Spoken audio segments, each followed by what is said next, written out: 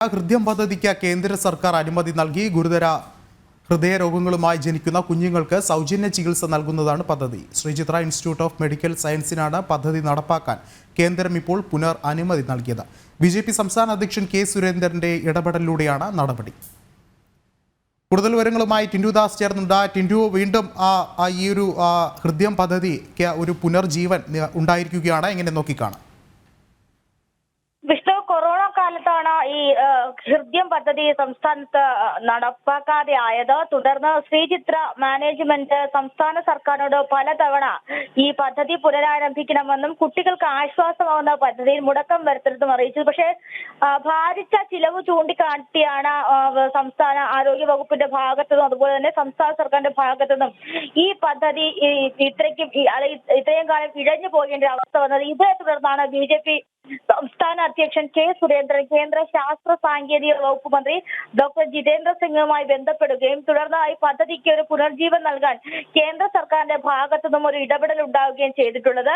നമുക്കറിയാം, ആയിരക്കണക്കിന് കുരുന്ന ജീവനുകൾക്ക് ആശ്വാസമേകുന്ന ഒരു പദ്ധതിയാണ് ഹൃദ്യം പദ്ധതി. അത് ശ്രീചിത്ര ഇൻസ്റ്റിറ്റ്യൂട്ട് ഓഫ് മെഡിക്കൽ സയൻസിൽ മുടങ്ങുക എന്ന് പറയുമ്പോൾ തന്നെ ഒരുപാട് കുഞ്ഞുങ്ങൾക്ക് ഇത് മുടങ്ങിയ സാഹചര്യം, ഒരുപാട് കുഞ്ഞുങ്ങൾക്ക് ചികിത്സ നിഷേധിക്കുന്ന സാഹചര്യമുണ്ട്. ഈ സാഹചര്യം കൂടി മുന്നിൽ കണ്ടുകൊണ്ടാണ് കുറഞ്ഞ ഏതാണ്ട് 4 വർഷത്തോളം മുടങ്ങിക്കിടന്ന ഒരു പദ്ധതി എത്രയും പെട്ടെന്ന് തന്നെ പുനരാരംഭിക്കാനായി ഈ കേന്ദ്രത്തിന്റെ ഇടപെടൽ കാരണം പുനരാരംഭിക്കാൻ കഴിയും. എന്തായാലും മുടങ്ങിക്കിടന്ന പദ്ധതി കുഞ്ഞുങ്ങൾക്കായി പുനരാരംഭിക്കാൻ ഹൃദ്യം പദ്ധതി നടപ്പിലാക്കാനുള്ള അനുമതി ഇപ്പോൾ കേന്ദ്രത്തിന്റെ ഭാഗത്തു നിന്നും ലഭിച്ചിട്ടുണ്ട്. വിഷ്ണു, ടിൻഡു നേരത്തെ സൂചിപ്പിച്ചതുപോലെ തന്നെ ഇത്തരത്തിൽ വളരെയധികം പ്രാധാന്യം അർഹിക്കുന്ന ഈ ഒരു പദ്ധതി നേരത്തെ മുടങ്ങിപ്പോയത് ഈ സംസ്ഥാന സർക്കാരിന്റെ കെടുകാര്യസ്ഥത മൂലമാണെന്നുള്ള ഒരു കാര്യം എടുത്തു പറയേണ്ടതാണ്. ഒരുപക്ഷെ ഇനിയും ഇത്തരത്തിൽ കൃത്യമായൊരു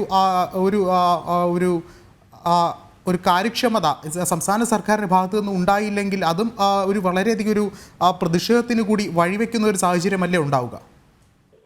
അങ്ങനെ വേണം നോക്കിക്കാണാൻ. കാരണം ഈ പദ്ധതി നടപ്പിലാക്കുന്ന, അതായത് കൊറോണ വരുന്നതിന് മുമ്പ് 2019 മുന്നേ സമയങ്ങളിൽ തന്നെ ഹൃദ്യം പദ്ധതി വഴി നടപ്പിലാക്കുന്ന ചികിത്സയുടെ കണക്കുകൾ കൃത്യമായി സംസ്ഥാന സർക്കാർ അല്ലെങ്കിൽ സംസ്ഥാന ആരോഗ്യ വകുപ്പ് കേന്ദ്ര ആരോഗ്യ മന്ത്രാലയത്തിൽ നൽകിയിരുന്നില്ല. ഈ കണക്കുകളിൽ വന്ന ഒരു വ്യത്യാസവും അതുപോലെ ഈ കണക്കുകളിൽ വന്ന പിഴവുമാണ് പദ്ധതി ഇത്രയും കാലം തന്നെ മുടങ്ങാനായിട്ടുള്ള കാരണം. പിന്നെ നമുക്കറിയാം, 4 വർഷം കൊറോണയുടെ ഈ സമയം, ആ സമയവും കൂടി സംസ്ഥാന സർക്കാർ ഒരു കണക്കിന് മുതലെടുക്കുകയായിരുന്നു എന്ന് വേണം മനസ്സിലാക്കാൻ. അതായത് ഭാരിച്ച സാമ്പത്തിക പ്രശ്നങ്ങളും അതോടൊപ്പം ചിലവും ചൂണ്ടിക്കാണിച്ച് പദ്ധതി മുടക്കിയിട്ടേക്കുകയായിരുന്നു. ജനിക്കുമ്പോൾ തന്നെ ഹൃദ്രോഗവുമായി ജനിക്കുന്ന കുട്ടികൾക്ക് ആശ്വാസകരമാകാനായിട്ടാണ് സംസ്ഥാനത്ത് ഹൃദ്യം പദ്ധതി നടപ്പിലാക്കുന്നത്. അത് പല ഘട്ടങ്ങളായിട്ട് ജൻ TV ഉൾപ്പെടെ ഈ വാർത്തകൾ പുറത്തുവിട്ടിരുന്നു. ഹൃദ്യം പദ്ധതി മുടങ്ങിക്കിടക്കുന്നതുമായി ബന്ധപ്പെട്ടത് സംസ്ഥാന സർക്കാരിന്റെ ഇടപെടൽ കൊണ്ടാണ് ആ പദ്ധതി, അല്ലെങ്കിൽ ഈ പദ്ധതി കുട്ടികൾക്ക് പ്രയോജനമാകേണ്ട പദ്ധതി 4 വർഷക്കാലം മുടങ്ങിക്കിടക്കുന്നത്. അതോടൊപ്പം തന്നെ സംസ്ഥാന സർക്കാർ ഈ പദ്ധതി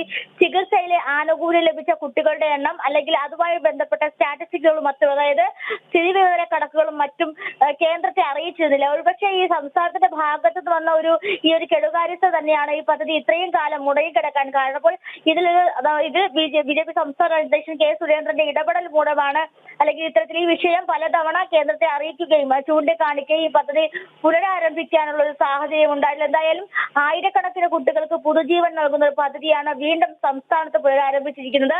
ഈ പദ്ധതി പുനരാരംഭിച്ചു കഴിഞ്ഞാൽ സംസ്ഥാന ആരോഗ്യ വകുപ്പിന്റെ ഭാഗത്തുനിന്നും വ്യക്തമായ കണക്കുകൾ, സ്ഥിതിവിവര കണക്കുകൾ കേന്ദ്ര ആരോഗ്യ മന്ത്രാലയത്തെ അറിയിക്കണമെന്ന് കർക്കശമായി വ്യക്തതയോടെ അറിയിച്ചിട്ടുണ്ട്. പക്ഷേ ഇനിയും സംസ്ഥാന സർക്കാരിന്റെ ഭാഗത്ത് നിന്ന് ഇങ്ങനെ ഒരു പാളിച്ച ഉണ്ടാവുകയാണെങ്കിൽ, വ്യക്തമായ കണക്കുകൾ നൽകാതിരിക്കുകയാണെങ്കിൽ ഒരുപക്ഷെ സമാനമായ രീതിയിൽ പോയേക്കാം. പക്ഷെ അത്തരത്തിലുള്ള രീതികളിലേക്ക് പോകാതിരിക്കാൻ കർശനമായി തന്നെ ഈ ചികിത്സയുമായി ബന്ധപ്പെട്ട എല്ലാ സ്ഥിതിവിവര കണക്കുകളും കേന്ദ്രത്തെ അറിയിക്കണമെന്ന് നൽകിയിട്ടുണ്ട്. എന്തായാലും 4 വർഷത്തോളം മുടങ്ങിക്കിടുന്ന പദ്ധതിയാണ് പുതുജീവൻ നൽകി കൊണ്ടുവരുന്നത്. ഒരു കുഞ്ഞുകുട്ടികൾക്ക് പുതുജീവൻ നൽകുന്ന ഒരു പദ്ധതി വീണ്ടും പുനരാരംഭിക്കുകയാണ്. വിഷ്ണു, വ്യക്തമാണ്. ശ്രീചിത്ര ഇൻസ്റ്റിറ്റ്യൂട്ടിൽ മുടങ്ങിപ്പോയ ഹൃദ്യം പദ്ധതിക്ക് പുനർജീവനേകിയിരിക്കുകയാണ് കേന്ദ്ര സർക്കാർ. ടിൻഡു ആണ് വിശദമായ റിപ്പോർട്ടുകൾ പങ്കുവച്ചത്.